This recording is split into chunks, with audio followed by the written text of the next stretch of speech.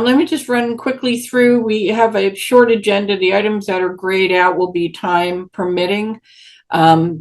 This is the January 22nd, 2024 meeting of the East Norwalk Neighborhood Association. My name is Diane Cece. I'm president of ENNA.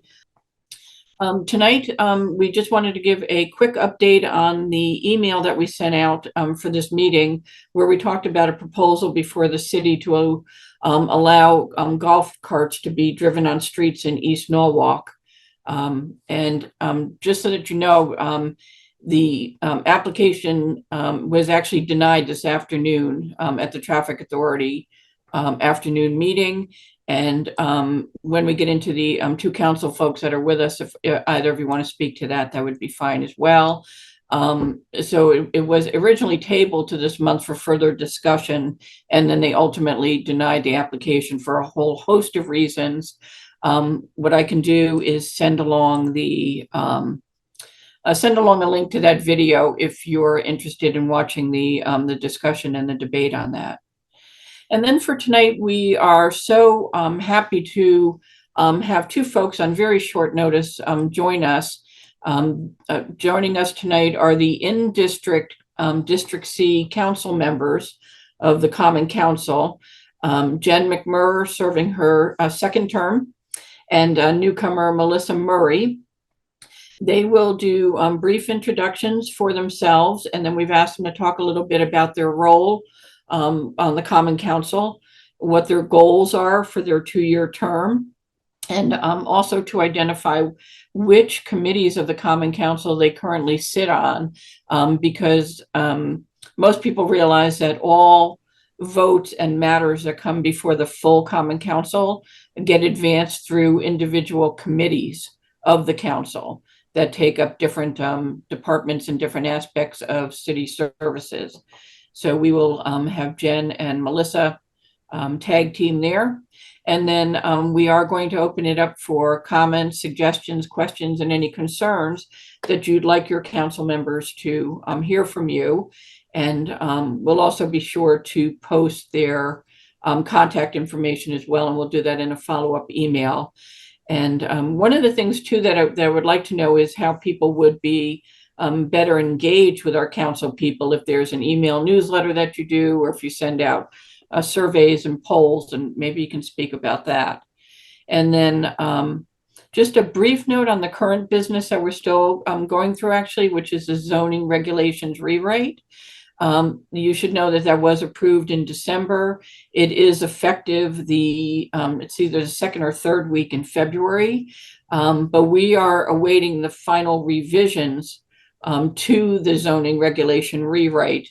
And as soon as those get posted and published by the zoning, planning and zoning department, we will post those for everyone to see. And then finally, if we have some time, we'll get into some other business. But our next meeting, just to remind you, is also going to be the 4th week of the month instead of the 3rd.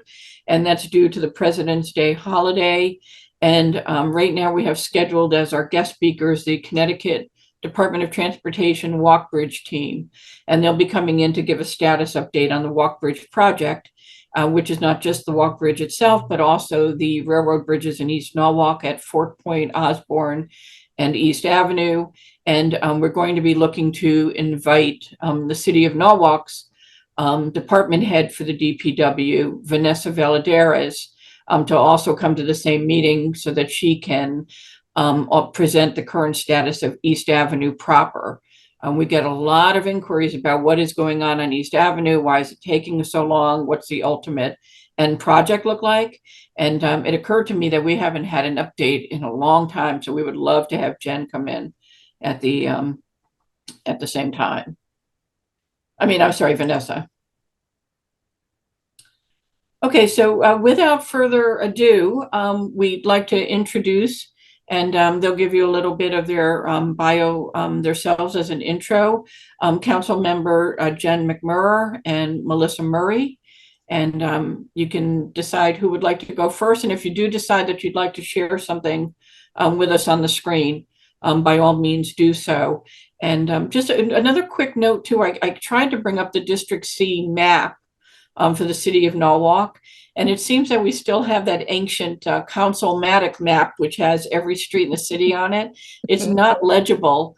And I know the city's promising to get all the neighborhoods actual district maps, and maybe actually Jen and Melissa, if you could assist there, would be very helpful. Because many times people may know they live in District C, but they have no idea what the geography would be for that. And a fun fact is when we were doing the charter revision, District C literally has everything that is not outlined by the other districts, which I think is really fascinating. Okay. Melissa, do you want to start since? Sure. Nice to meet everyone. I know this is many of your first time actually even hearing me speak. So I'm Melissa Murray. I grew up here in Norwalk, in the Golden Hill section of Norwalk. I left for college and moved around for 17 years, and came back about 8 years ago. My husband and I are actually currently working on our forever home. We are looking now.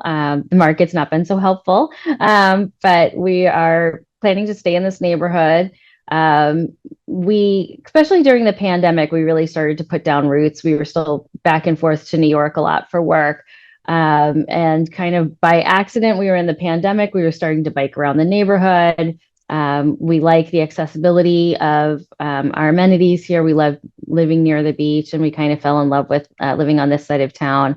And then by accident, his company moved his division to the buildings at the Westport train station. So in nice weather, he can bike to work, and we just enjoy a really nice quality of life here. So that sort of led me to become more involved and want to know what's going on in the neighborhood and how I can help. So walkability, our street safety, our traffic is very important to me.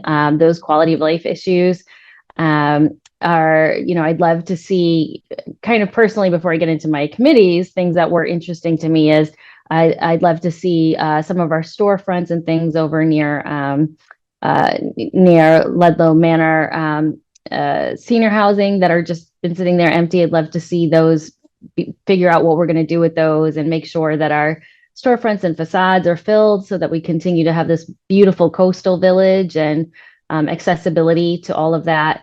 So those were kind of my initial interests, and now that I've gotten further into it, I've really embraced all that the city is doing for sustainability.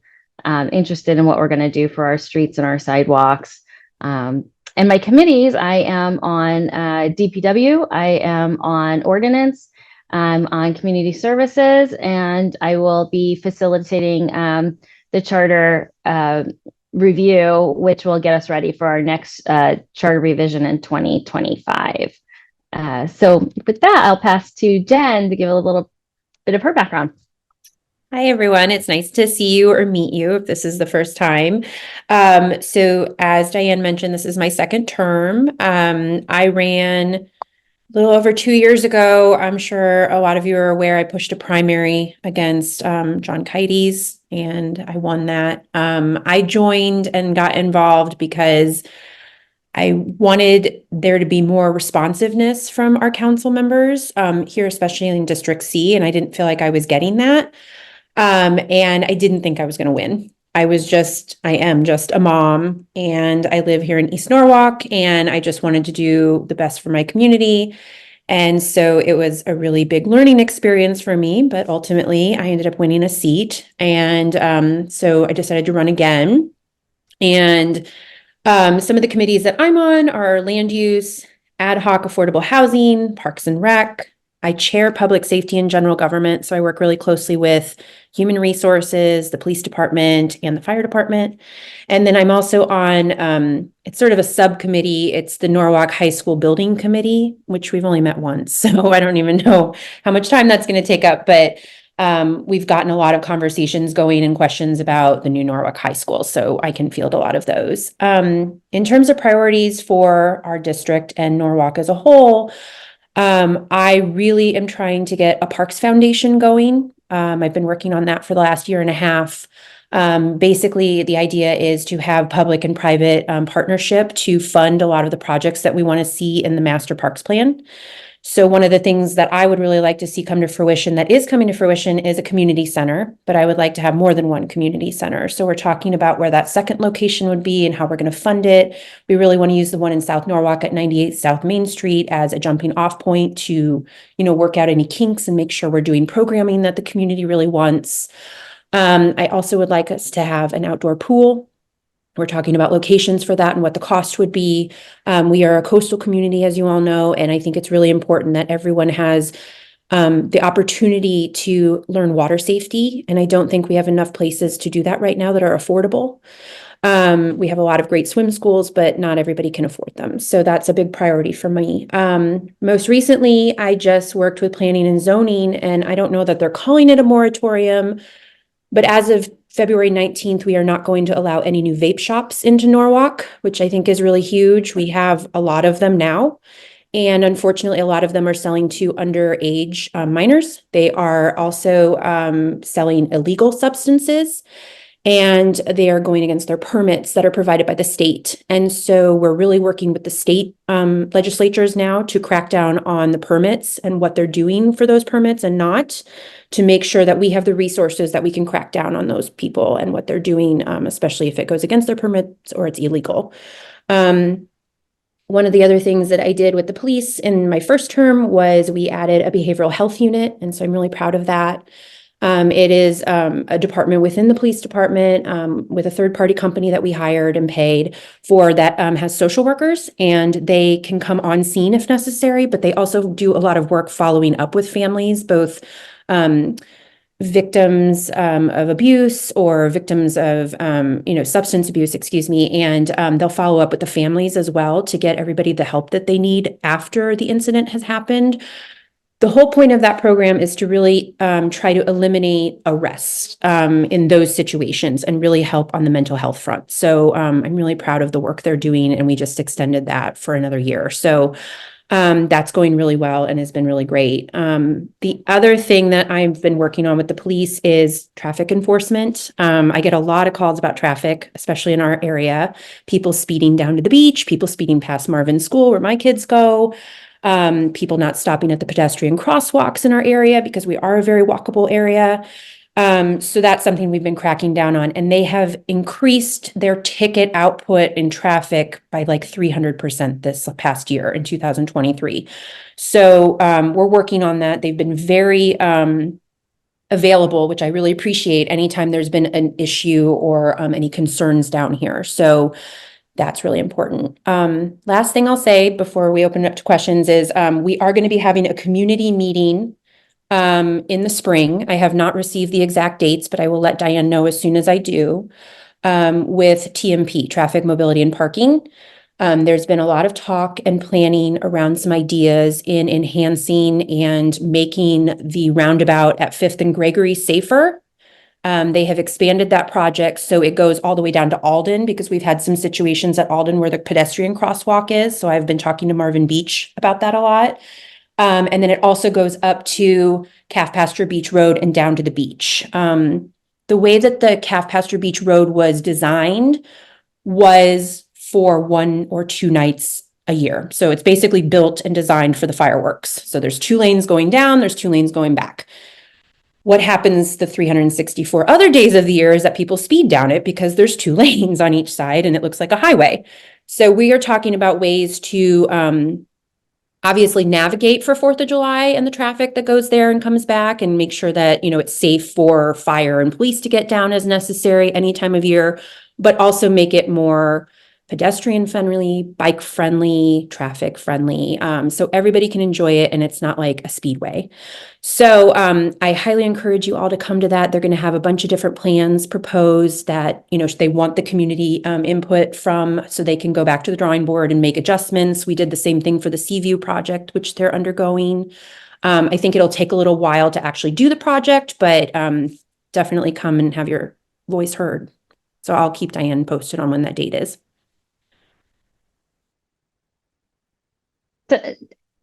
Diana, you're muted. There we go. Thank you both. Okay, go ahead, Melissa. I just wanted to answer your question. Thanks, Jen, for all that. That was really wonderful. Great information. I wanted to answer the question about the district maps on the redistricting. One of the things you might not be aware of right now, we would love you to be more involved in, is that we are looking at redistricting Norwalk. It's supposed to have been done starting with the Supreme Court ruling in 1962 that every 10 years, every time the state redistricts the state positions, then we should, within a few months of that, make a plan to make sure that our districts adequately fit and match up with the census. And we haven't done that. And this year we are actually working on it, partly because of the last charter revision. We want the charter to be more clear because, as Jen said, all it says in the charter is District C is anything that's not, A, B, D, and E. And so that can get very odd, especially as there's talk about, development and potential islands and things like that. So we really need to define ourselves more. Right now, it looks like the law says that the districts have to be fairly equal in number of people. District C is short in representation by about 2,000 people compared to the other districts. And A is overweighted about 2,000 people.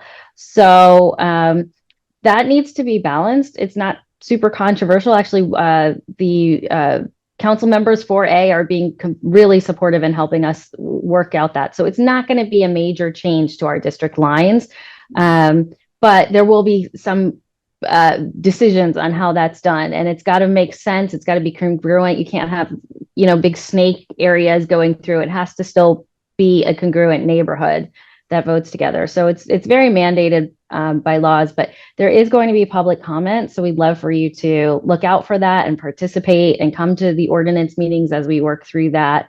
And we're gaining ideas. So just wanted to mention that to all of you. And so we will have an updated map, and I will keep the comments in mind that we need it to be more readable and legible than the current one is as we do it. Thank you. We have a question about where District A is. So District A abuts us on East Avenue, and it goes towards like Tracy's school and the Wall Street area. So it does abut us, but if you ever look at a district map, they are kind of wonky. It's not like you can say, oh, it starts here and it stops here. It's not really square. It's a very strange thing that at Nathan Hale, there's 82 people from the Bettswood area that vote at Nathan Hale from A. So there's one voter booth for A and everything else is C. So it's a little wonky. We've got to fix that. Mm-hmm. And I think I know that there was some recent controversy over how the selection process for the redistricting committee would take place, so that there was representation from a political party, and make sure that the neighborhoods were being involved in equal opportunity for the districts themselves. Has that now been resolved, or in terms of So I think there really wasn't as much controversy among the committee as it may have seemed. I think sometimes when people see on the agenda that we're voting about redistricting, they think we've already made a decision and just moved right to it, when what was on the agenda was the beginning of the discussion, and that we were going to organize our structure of how we would work and what our time frame was and what that would look like. So we had a very long conversation about it. I think it went really well. I think Heather Dunn, who was the one independent who was concerned about political diversity, felt really heard. I heard really positive comments. And we also had Councilman Jalen Seed from A. You brought up some really great ideas about how to engage community groups. So we're having another meeting. We're going to have a special meeting because these things kind of need to move along quickly so we can get the committee together.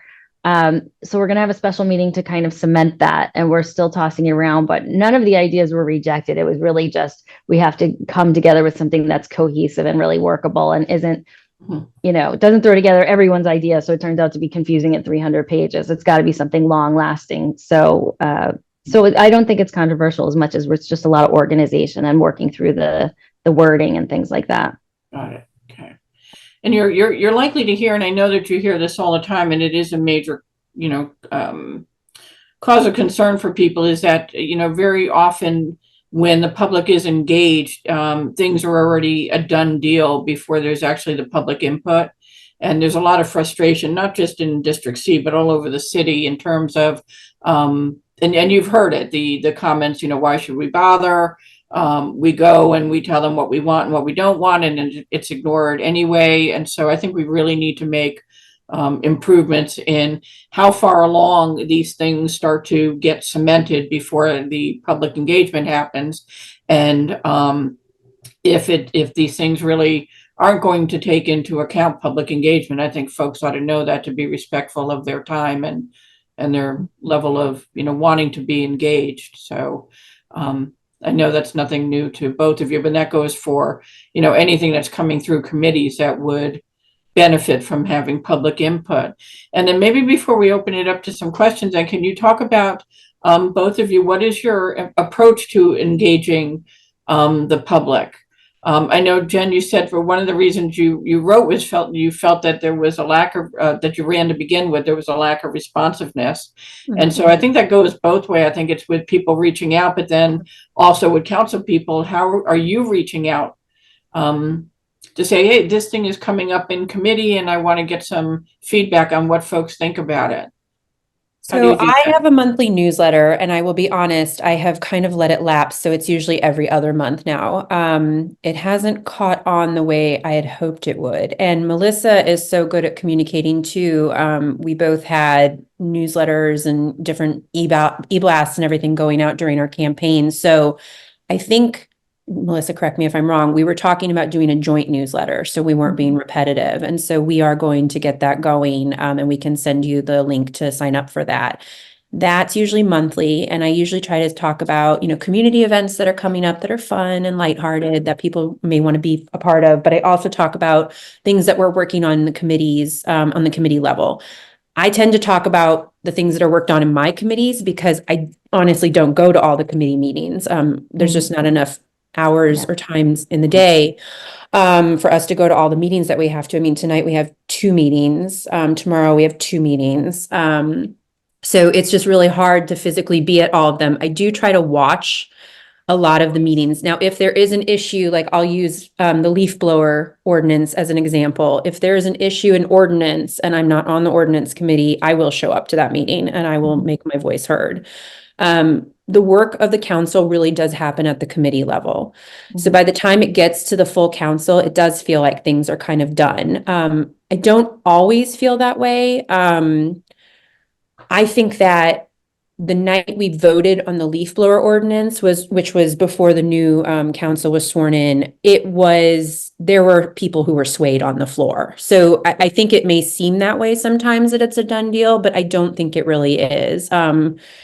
And so I think it's really important to pay attention to the agendas at the committee level. And that's something I really try to highlight in my newsletter, and Melissa and I can continue to do that for sure. When somebody emails me or calls me, I always email and call them back.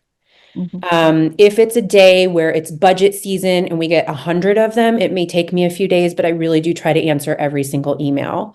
I have had somebody call and curse and yell at me for something that I didn't do, and I called them back. So I really do try to be responsive of everyone, no matter what, because that is our job at the end of the day. And that was something you mentioned that I had mentioned.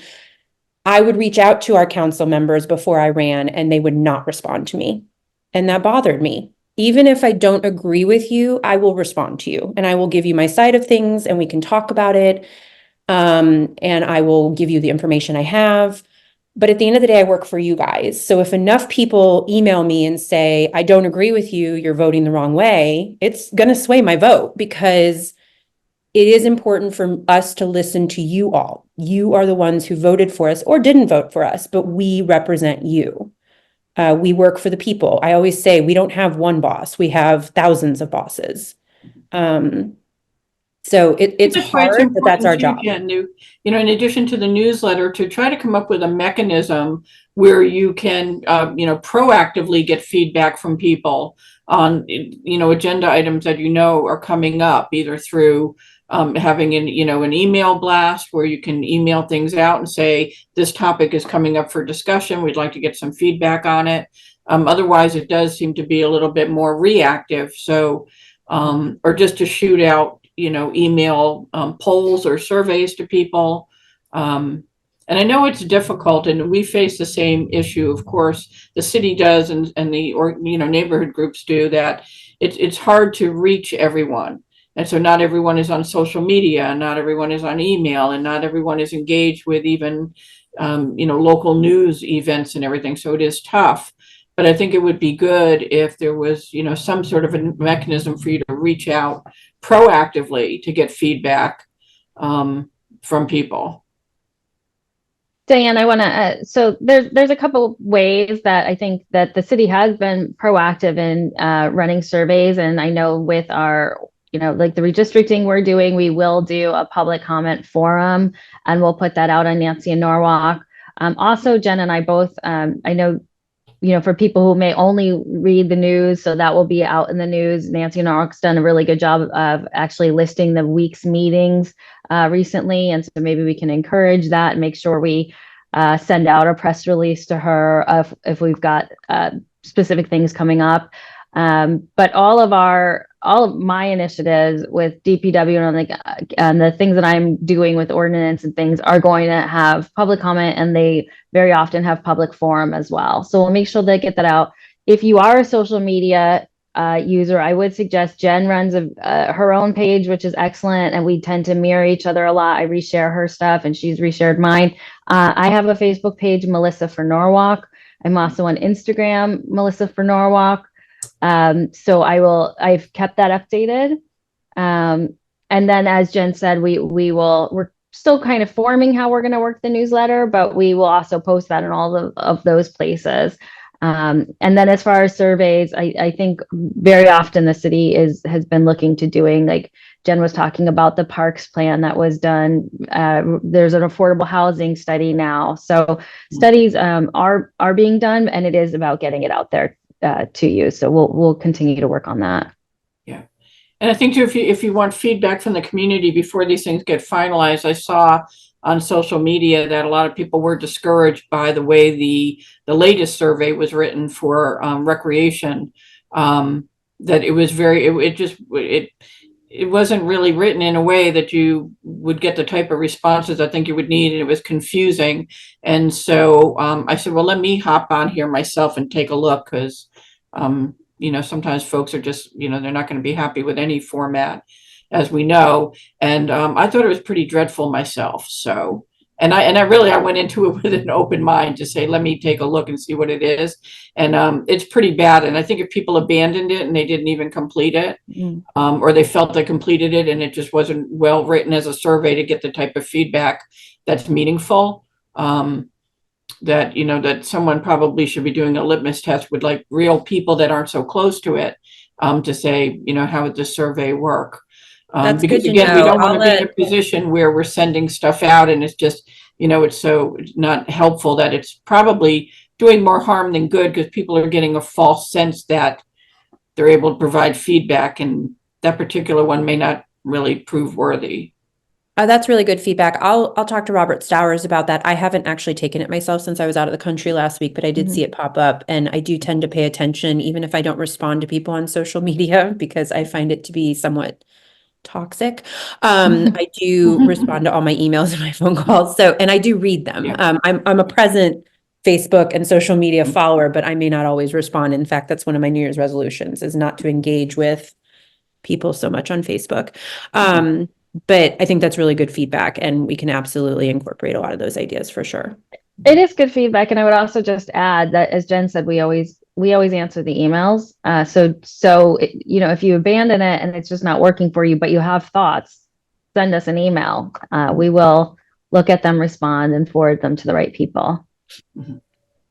I also got an update today on a topic that I think is near and dear to your heart. The parking authority. I know that's not the part that's near and dear to our hearts, not the parking authority, but the parking authority is looking into resident passes finally. Yay, okay. They're serious about it, and they're discussing it, and they see it as a very important thing. And it's only taken me 2.5 years of screaming it, behind the scenes, and they're finally looking into it. So, stay tuned. It Well, seems yeah, like it's because happening. and I'm glad you brought that up because we get a lot of communication on it, and we did get an email question that came in regarding, what is the holdup on this? It was dancing around zoning that then went to TMP during the regulation rewrite, and honestly, we were getting very wishy-washy and really not responsive answers to why isn't someone actually, taking a look at this at this point. But I would say too, though, that I would have great concern if the primary looking at this ends up being the parking authority. That would be that's going to kind of raise my antenna there. So I would love to stay closely in communication with you on that, Jen, because it's super important in East Norwalk, and doing something like that wrong is not easily undone. Right. And so we want to make sure, if we're going to do it, that we do it right. And Diane, sometimes I feel like you find out things before I do. So if you hear anything, let me know too. I did not know about the golf cart thing until I saw your newsletter. Right, And I'm like, what now? And then Yeah. I got on the phone and I was like, what is happening? Which is bad, but it is the truth of this job. We don't know everything that's going on in the city at any given time, unfortunately. And it's not for lack of trying.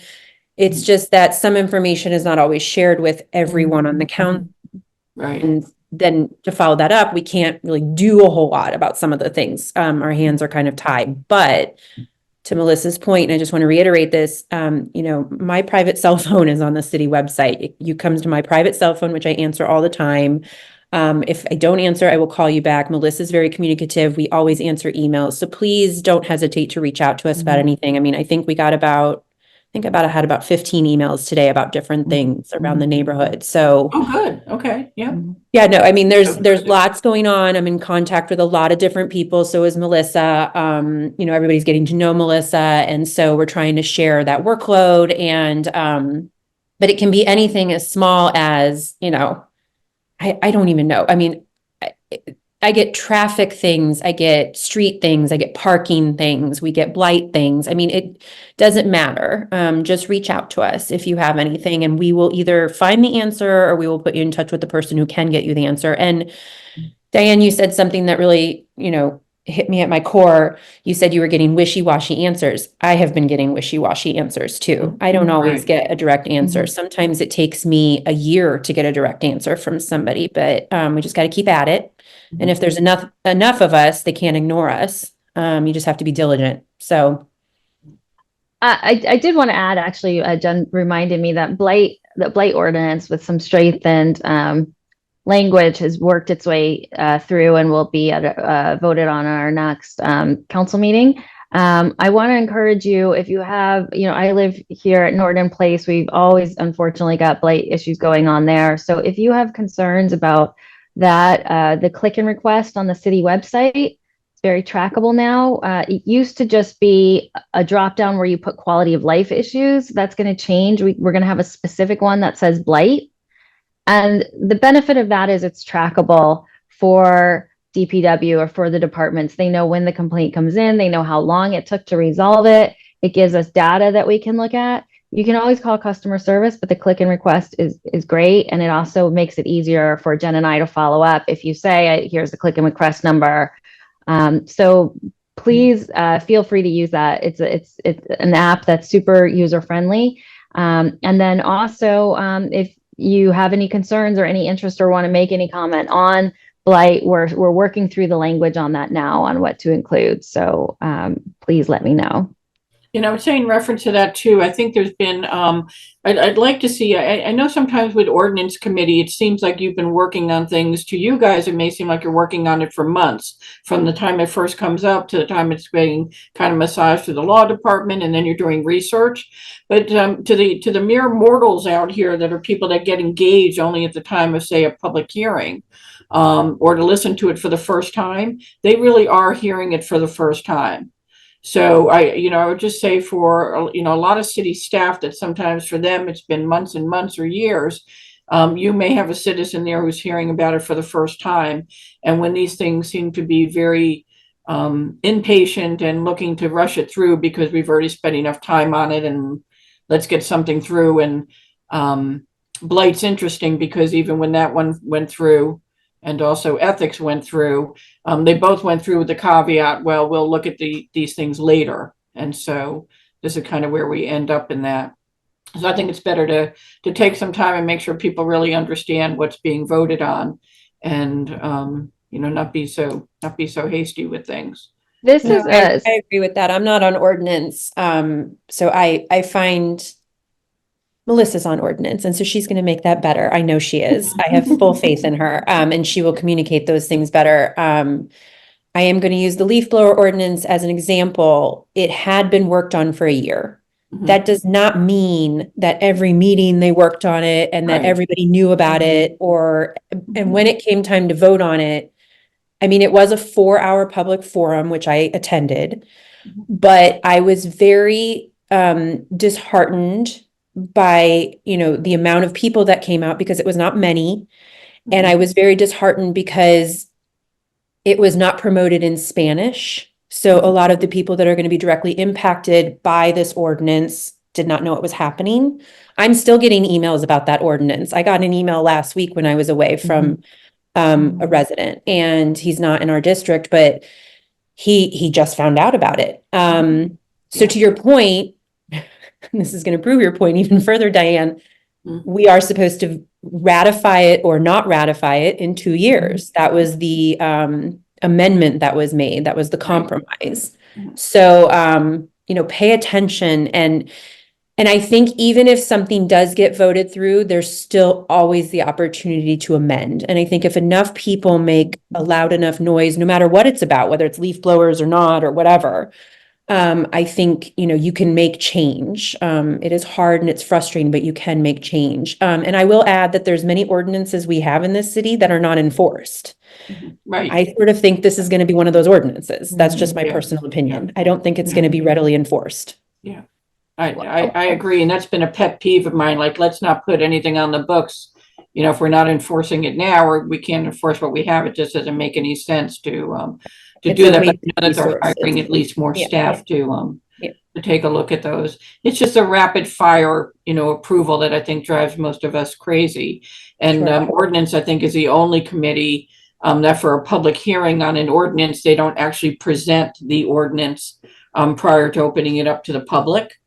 And the excuse I've heard in the past is because of that same reason. Oh, we've been looking at this for months, so people had an opportunity to read minutes or go back and watch videos. And I don't think that's respectful of the public at all to do that on the, for a public hearing. When I would argue in finance, I used to be on the finance committee. Melissa currently serves on the finance committee. I heard that budget proposal, and it was the same proposal about 20 times in a span of 3 months. So they presented every single meeting we had. So I think that's kind of a bad excuse. Okay, so why don't we open it up to questions? I'm watching Charles. I'm sorry, like I always say, I can't multitask with hands or chat Okay. here. Does anybody have their hand up? And Not at the moment, and I don't see any questions in chat. Do I see David Alumbi? It looks like there's a white hand up there. Okay, let's see. David?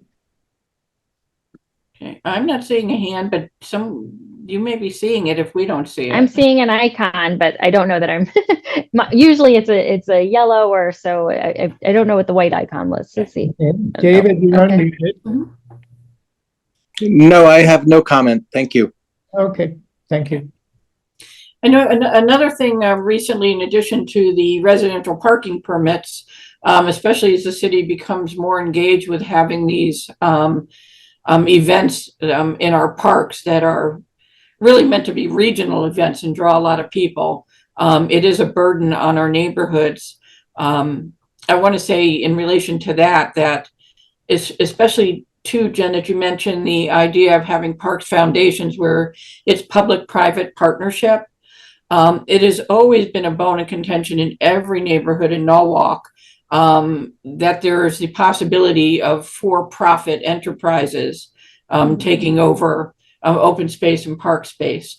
And it goes back to the very famous story of mini golf in Veterans Memorial Park, and then deteriorated from there. Excuse me. And then we were able to rein things in. So I just want to be cautious whenever you say public-private, that then we're not looking at endeavors where people are setting up things that appear to be public amenities, but that are really profit making endeavors for private organizations. Yeah, we've had a lot of conversations about that. We had to get accredited first before we could set up the foundation. And so we're in the middle of that process now. We're actually towards the end of it. Robert Stowers, who's the director of our Parks and Rec department now, we brought him in from Seattle. I've just been really impressed with him. I think he has a lot of really good ideas, and he has a lot of really deep-rooted experience with parks, especially in a big city, much bigger than ours.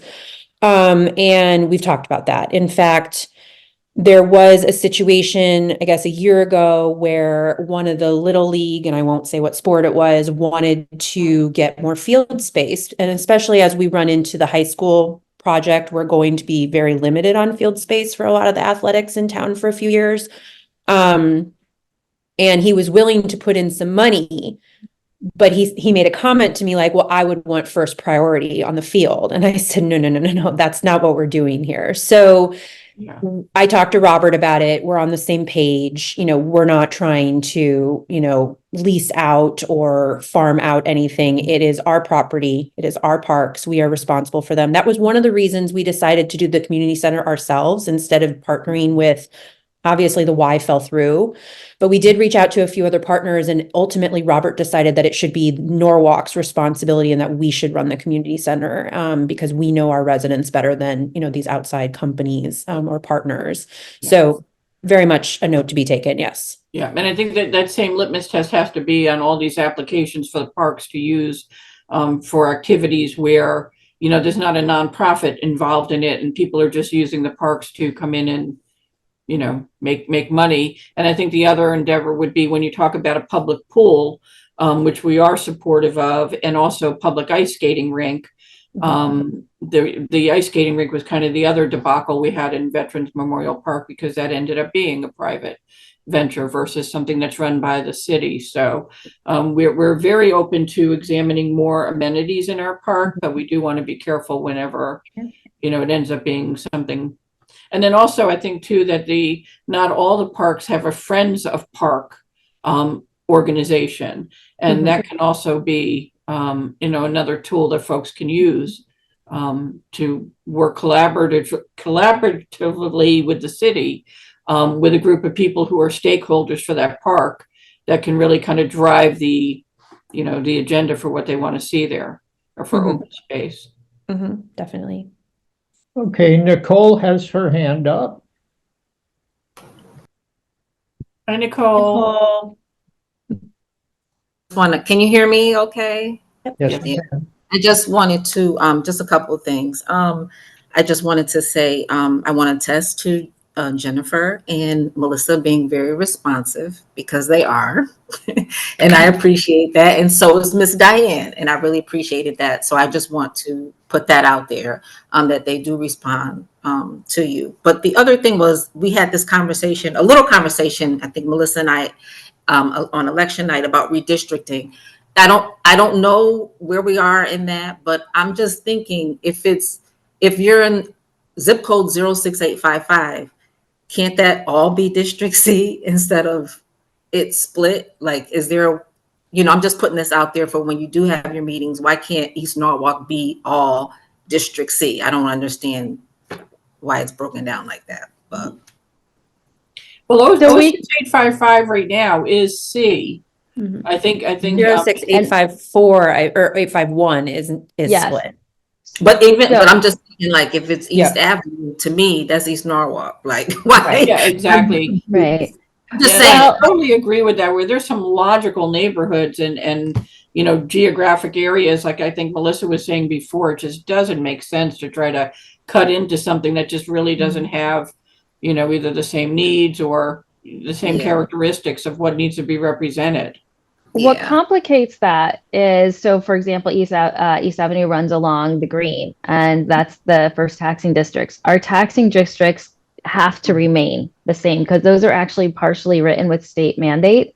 Right. And so they have to remain within the district that they're going to be. So that first taxing district is A. So it's a good idea. And we, as you're saying, we want it to make as much sense as possible. And then Norwalk just has this interesting taxing district thing that we can't undo because it's state. So we've got to make our city districts fit in the state districts, and we also have to make sure they still align to the taxing district. And so that's why it sometimes just doesn't make sense. But we haven't gotten that far down. So right now we're just putting that, like, what is our timeline? Who are the people that are going to be on the committee that ultimately decide this? We also have to hire a consultant that's going to look at the census data and make recommendations. And that hiring will happen once the initial commission is. But those are exactly what you're talking about, those kind of complications that we want to make easier.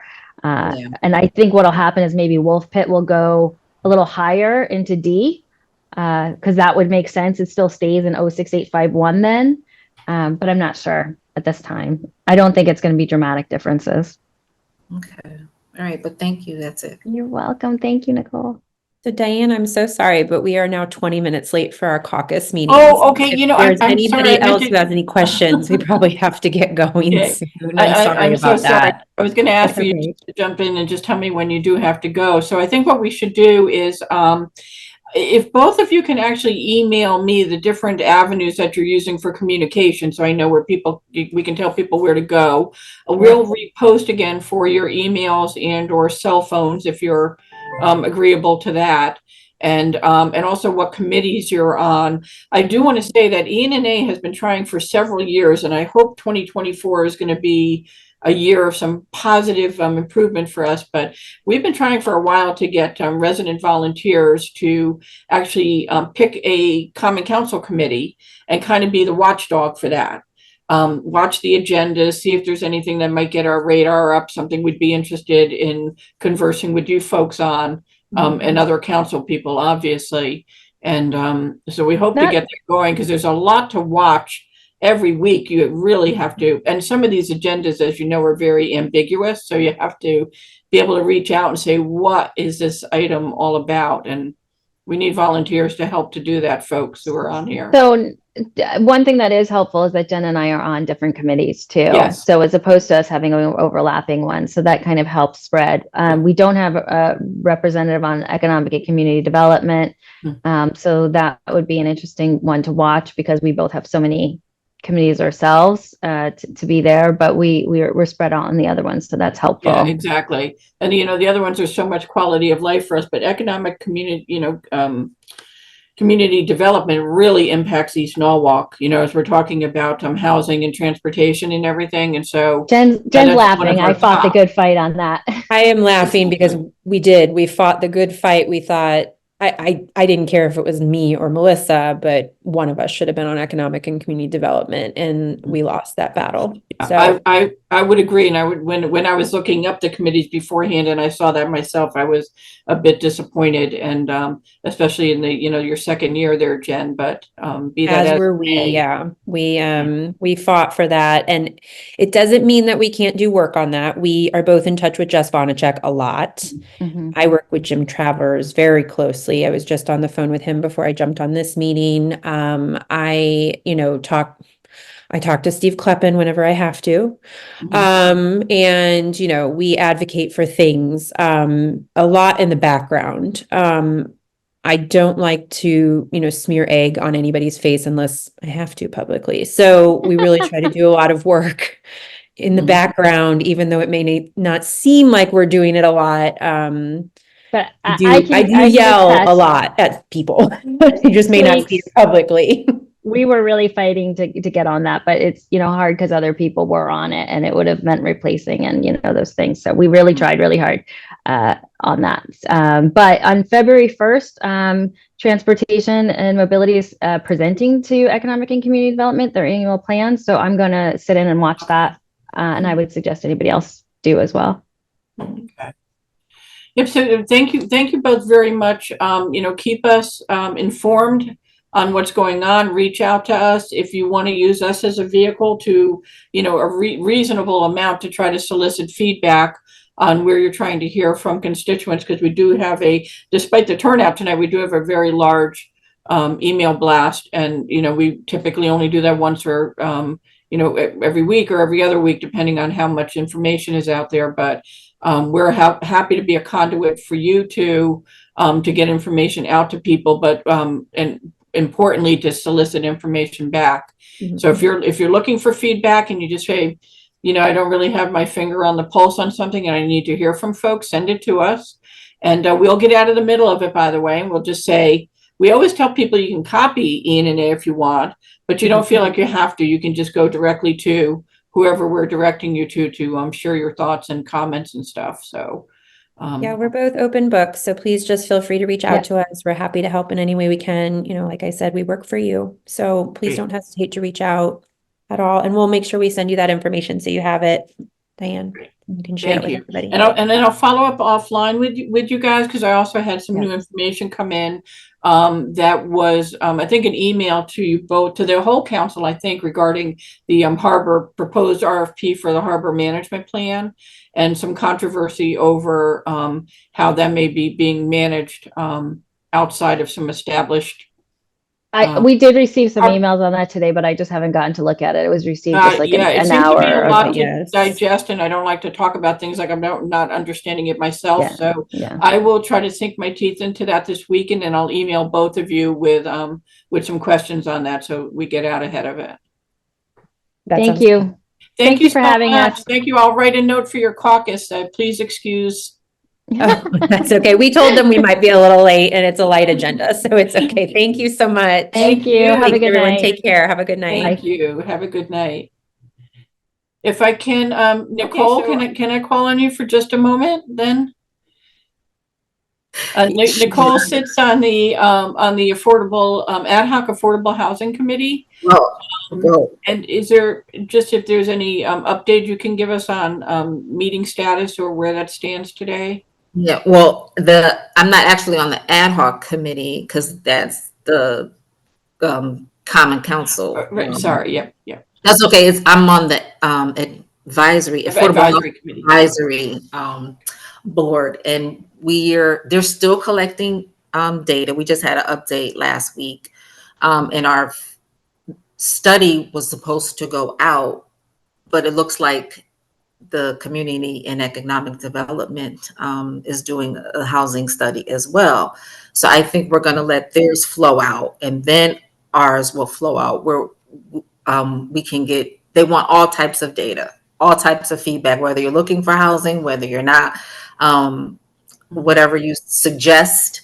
And we can still get that information now and feed it to the people who are doing the study. So like, you don't have to wait for this study to come through to give the feedback. So if anyone wants to give any type of feedback, I can definitely pass that along because it's going to be helpful. The plan, I think they want to have it done maybe by spring of this year, I'm thinking. Oh, okay. If I can remember, it's definitely this year, but the plan, was due in 2022. So they're really just trying to get as much feedback as they can on it. So thank you, Nicole. Didn't mean to put you on the spot there. Oh, no, that's okay. Two things too is that, there's still a great debate going on, and I haven't read the article yet about even the debate over who is defining affordable housing as what. And there's so many different definitions, and everyone has their own idea of it, that every time we're talking about affordable housing, we're like talking about, so which affordable housing are we talking about? But more importantly, also these studies about just what the housing market is and what the needs are. Because I know I speak for, I'm seeing a lot of names on here, folks that are on here like to deal in facts and data, and not just these broad strokes of, we need 50,000 housing units because, like, where are these people? So getting the facts and data of, what the real housing needs are and why they exist. And then the, kind of answering the question of, is the goal then to have housing for everyone and anyone who wants to live anywhere they want to? And then more importantly, the issue of what is affordable housing. As you know, we've most East Norwalkers are very supportive of affordable housing, especially when it's a stepping stone to be able to possibly afford ownership down the road. And most of us agree, though, that workforce housing is not affordable. Right, And right. whenever anyone in the city is talking about affordable housing, they're generally talking about workforce. So you can see how confusing it becomes. I think it would be good to have definitions and just what the needs and the goals are there, and not to make a blanket statement to say then that everything is going to be related to transportation hubs, based on theories about whether people will have cars in the future or not. So. Right. And that's in the talks. We brought all those points up. It's not just apartment buildings. We don't want it to just look like apartment buildings. Exactly. We want townhomes, because there's all different levels of income. Exactly. So we've definitely stressed those points, and we need more home ownership opportunities. Yeah, good. So they're starting to hear us. So Good, I think good. that's I'm good. glad, because I think one of our fears is that coming out of the zoning regulation rewrite, I think East Norwalk is even more vulnerable to overdevelopment, intense development, the type of thing that's really going to change this community drastically.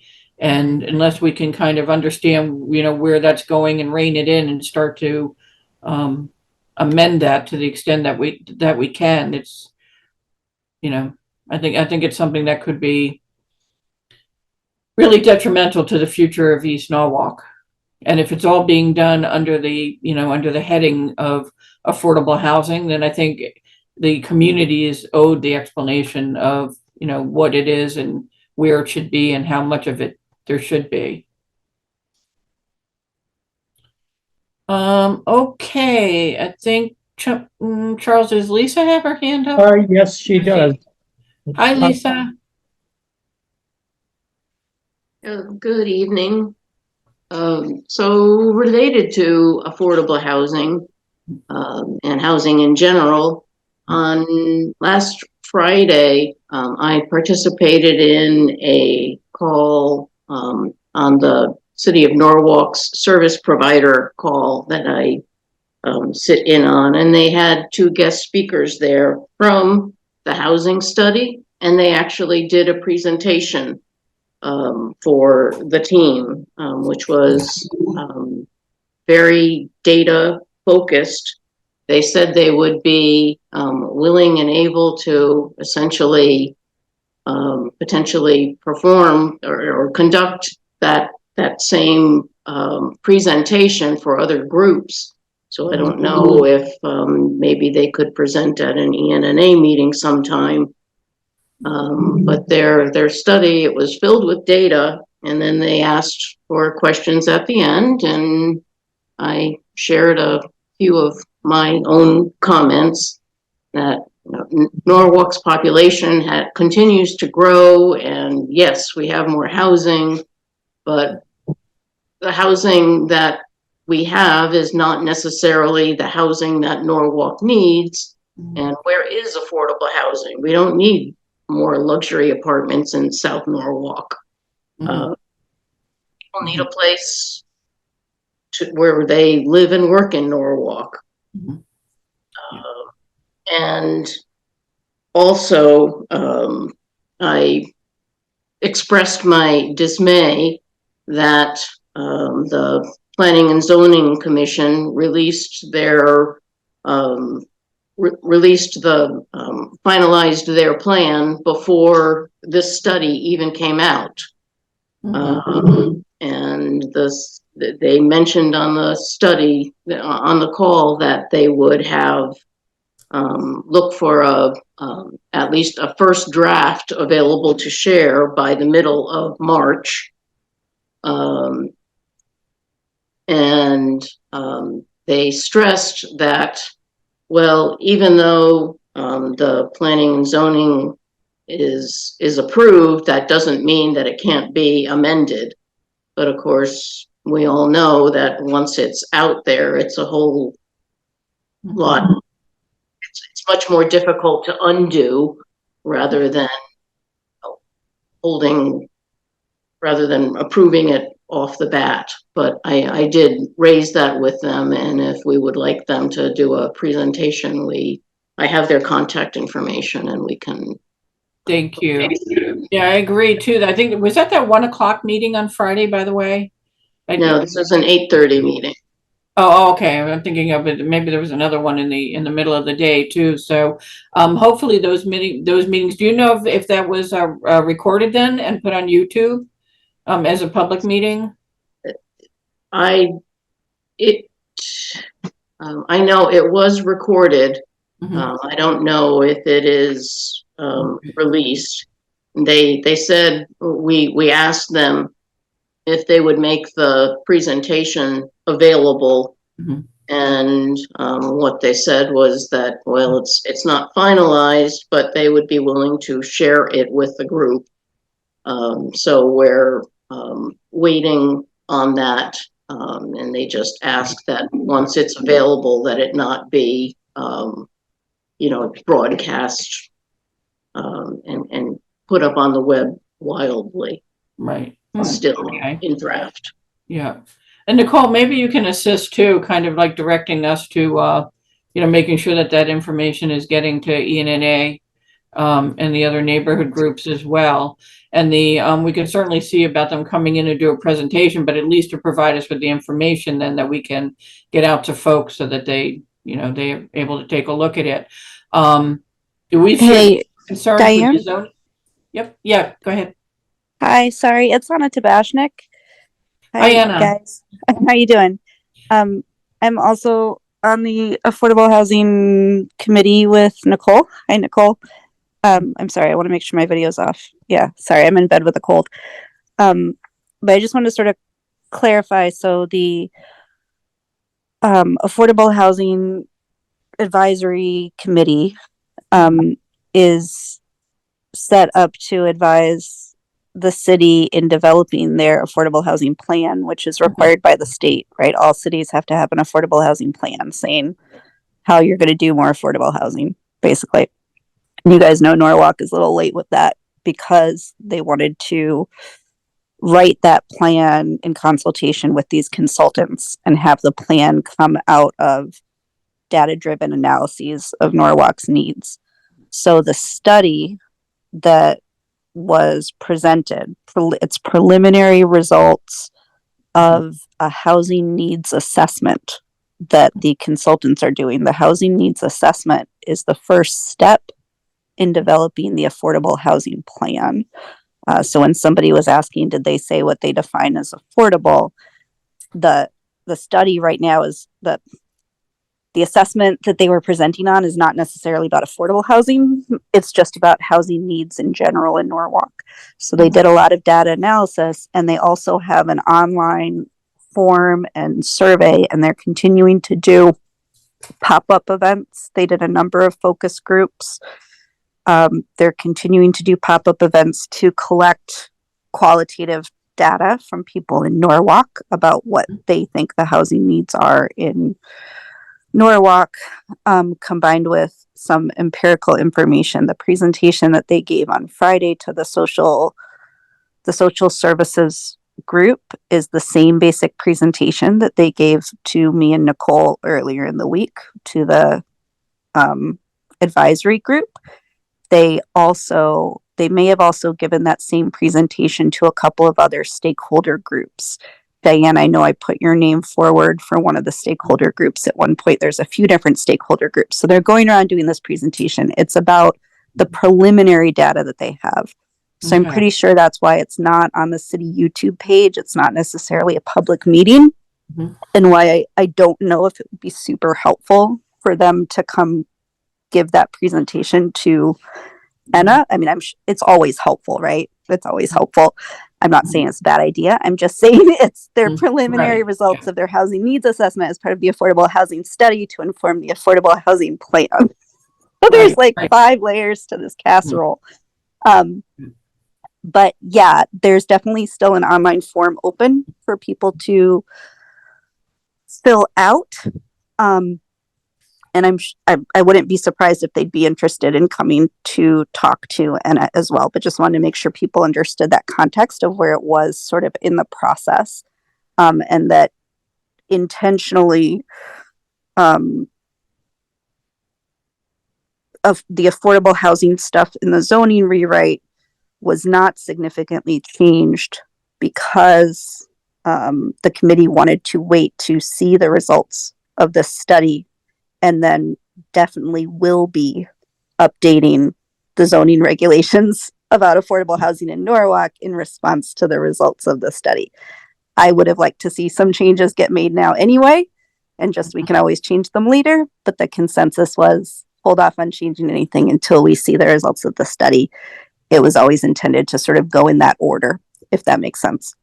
Yeah, yep, it does. It does make sense. Thanks for that. And then if somebody can provide me to a link to where people can get to this, the online Yeah, I'll look for that. survey, then I can get those out to folks. Because I think the other thing you mentioned is so important, Anna, that there's a lot of frustration when there's a major zoning rewrite going on, and yet there are studies that are happening around it and after it. That should be incorporated. You really, what you want to do is do all the studies first and then incorporate that into decisions in the zoning regs. So, and it is difficult to undo things and amend things. It's not impossible, but it's just, would have been a lot easier to kind of build these things in. But, we'll be sure to follow this closely now going forward. I think Judy has her hand up, Charles. Okay, Judy? All right, my question is, in considering affordable, have the economic echelons that exist been sliced up so that public housing, then affordable housing and workforce housing, and then people couldn't actually afford housing, whatever housing they want. Because it seems to me, I know some people who work who can't even qualify for public housing because they make too little money. Mm-hmm. And then there are people who, once they get into public housing, stay there because they can't afford to go anywhere else, which is important. If you step up, it's the next steps. Right. And that was one thing. And then there was another question when we were talking about, having at what stage to come in. And I think, Nicole, this is part of what you were saying, is that very often, like when we bring things up or comments to a committee, they've reviewed so much information that they have decided already what's good and what isn't good. And that's, I think, part of why Diana is saying we should come in earlier, get involved earlier, because, suddenly, we've had things go before the Planning and Zoning Committee, and they're really done deals. Like it's no one is hearing, because they've made up their minds already what they're going to do. And it's like public comments is just an afterthought, something we have to take care of. It checks a box. Yeah.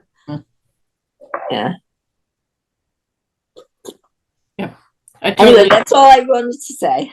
Thank you, Judy. Yeah. I'm going back on mute. Yeah, and I think we really need to put pressure on the city to improve the process. So, we're not looking to paralyze things in the beginning by, overwhelming with public outreach, but there has to be a middle of the road where the public is engaged before, like we're all saying, it's a done deal. And it's, not maybe not at the rubber stamp point, but it's certainly to the point where, asking for feedback and then completely ignoring the feedback because it's already gone too far in the direction of what they, what they intended to have before it even went public. So, which is unfortunate. I think that the city needs to be more willing to, like we say all the time, to hit the pause button on something that seems to be maybe going off course. And I think the city needs to be more willing to completely pull the plug on some things where, the community is just not in favor of it. And there seems to be a lot of resistance to that. And I think it is because what ends up happening is the city expends a lot of time and money, and everything requires consultants, and, that costs a fortune. And by the time they get to that point, there's just not the will then to say, we're not going to do it. It doesn't make for good relations with the community then, because they feel unheard and unloved, and ending up with something that nobody wanted, and then we're stuck with it. Or, a bigger battle then becomes something that's a legal battle, and nobody really wants to get into that. Okay, so anybody else have anything on their mind? We are still looking for suggestions for guest speakers and topics and presentations for this year. I mentioned at the beginning of the meeting, I won't share the screen again, but at the beginning of the meeting, we have the DOT Walkbridge team coming in next month. I'm going to reach out to the city's DPW to see if they can join in and speak directly on the East Avenue project. And then it probably would be a good idea to, there's going to be a lot going on, I think, with recreation and parks, with this new study, and with activities there. Maybe we need to get those folks in as well, and then certainly have both Jenn and Melissa back as needed, because they're really like the voice to get, even if they don't sit on a particular committee, they are the representatives that can represent your input to other committees on the city, on the Common Council. Okay, Charles, anybody else's hand up? No, Judy's hand's up again. I don't know if she has something to add. Go ahead, I Judy. do. With respect to the community center, Mhm. I know that a number of groups in town, like the League of Women Voters, there's not a place set aside where groups like the League or East Norwalk Association can meet. And I think that, if there's some sort of community facility built, it would be nice to have a room available that could be, used by these public organizations. Yeah. I agree, Judy. And I think, for the neighborhoods, we all like to stay within our neighborhoods. That's why we used to meet at the Marvin. But the other thing people may not be aware is that the city has to make their own property available at City Hall for groups to meet in.